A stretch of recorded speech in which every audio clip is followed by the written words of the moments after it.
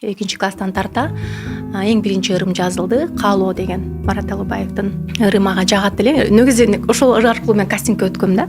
Аны ачыр эже түшүндүрдү. Бул жакта чыгармачылыкта чыгым көп болот, костюмдары жөнөкөй эле эмес, кымбат турат, ырлар, аранжировка деген бар. Ошону силер түшүнүшүңөр керек деп анан эң биринчи көйнөгүмө апам айткан акча чогултуп келгиле деп. Эң биринчи 3000 сомду апам болгон тааныштарынан айтор аябай чогултуу кыйын болгон. Ата энем аскер кызматкерлери, кичинекей эле зарплатада иштеген инсандар.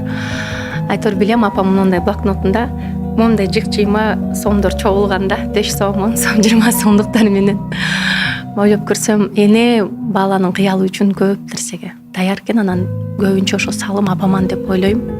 Анткени эне бул кызынын кыялын аткарганга бардык шарттарды түзө турган инсан. Анан ошол жерден келишим түзүлүп, Айчүрөк эже айтты, мына көрдүңөрбү, көйнөктү эле тиктиришке канча акча кетет. Эми чыгармачылыкта мен көйнөгүн да тиктирип берем, ырын да жаздырып берем, бирок эч кандай ортодо баягы акча маселеси болбосун деп. Анан ошону менен 10 жыл эч кандай акча маселеси жок.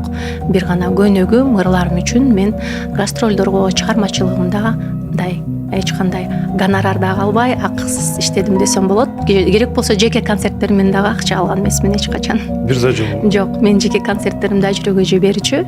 Мынан эртеси күнү автобус менен үйгө эле кетчүм 3 сом менен.